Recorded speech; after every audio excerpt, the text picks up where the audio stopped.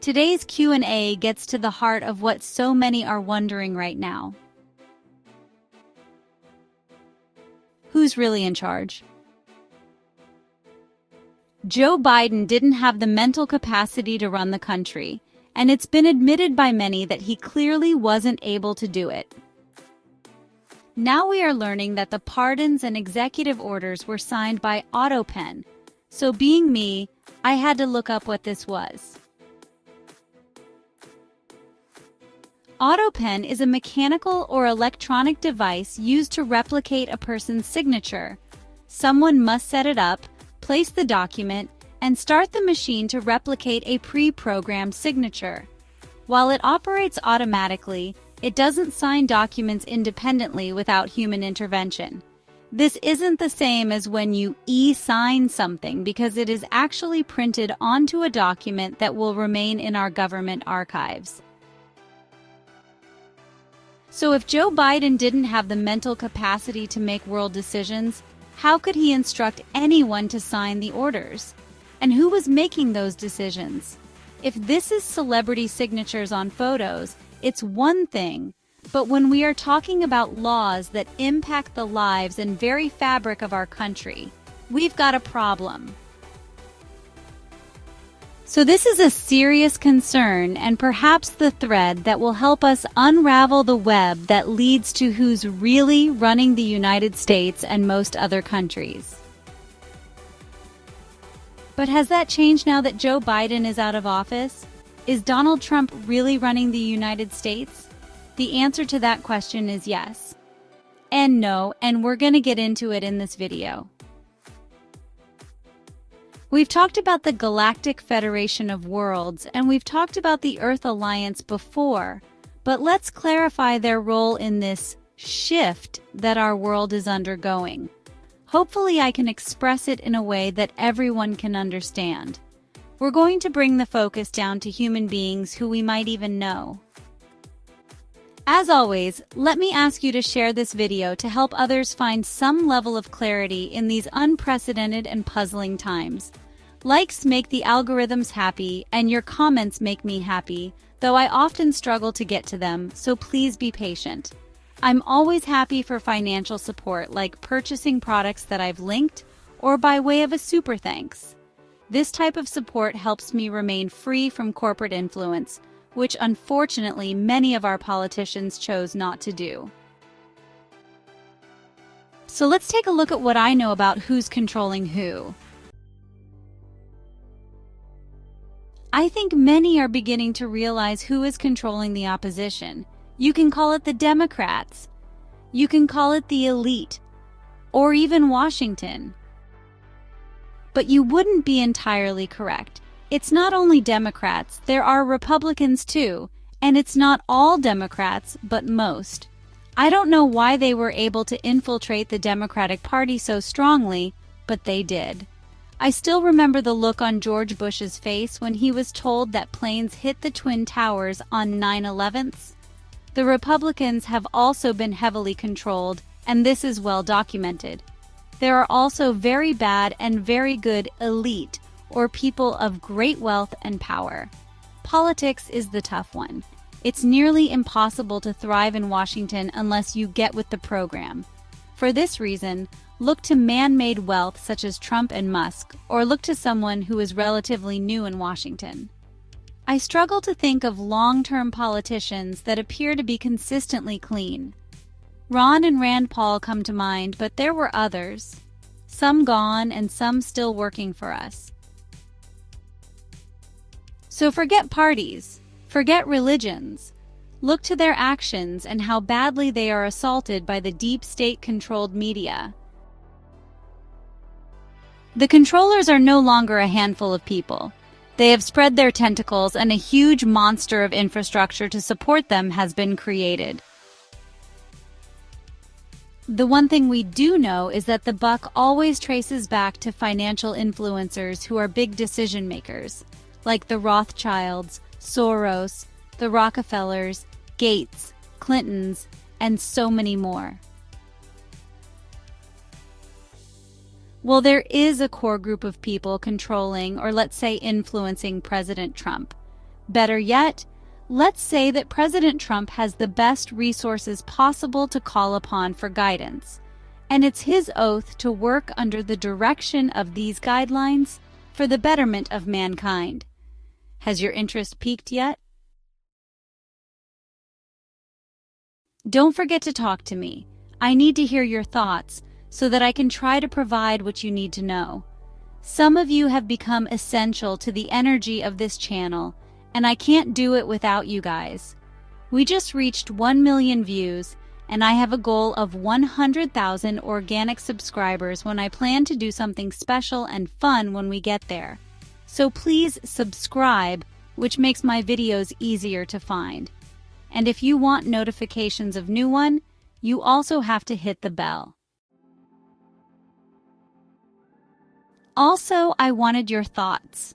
Thanks to a suggestion from Loyal One, I'm exploring the possibility of a subscription service where I could offer private consultations for some that might want more privacy or who would like to discuss certain concerns specific to their own health or other conditions. Let me know what you think. Of course, it would be quite reasonable.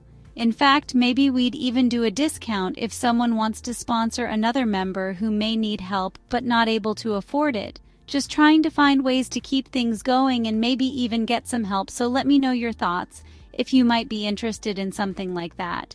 Any ideas of something I could do while still keeping all of my videos free would be greatly appreciated. Once our world adjusts a bit and the turmoil has subsided, we are all gonna need a little break. We are still researching the notion of a self-healing retreat, which would cover all of our usual topics and some individual healing practices. I don't want people to be sitting for 8 to 10 hours a day listening to speakers. They are great and we'll have some classes or talks, but I would like to create a more personal and immersive experience. We will incorporate some easy-to-do healing practices, including qigong, drumming, and directed meditation that we can do before sessions. This will allow brief sessions for both new and experienced to practice alternative healing. I'm not sure if I will be directing the practices or someone else, but I will always be there with you. When the time comes, I will ask the community for suggestions regarding things that they might like to do, learn, or talk about during this transformative vacation. We found a beautiful bayside venue with large outdoor space and a great little walking village right next door, with plenty of restaurants, shops, and pubs within a block or so. But I had my heart set on the beach, and most of you preferred beach also. Here's the problem we're having. Many of our beaches have been wiped out, and that last hurricane caused a lot of flooding, resulting in many closed hotels. Couple that with the unreasonable hike rates during the past few years, and the beach hotels that are open are at a premium, and room prices are ridiculous. So we're trying to make it amazing, but as affordable as possible. If we can do that on the beach, we will. If not, it will still be a beautiful setting.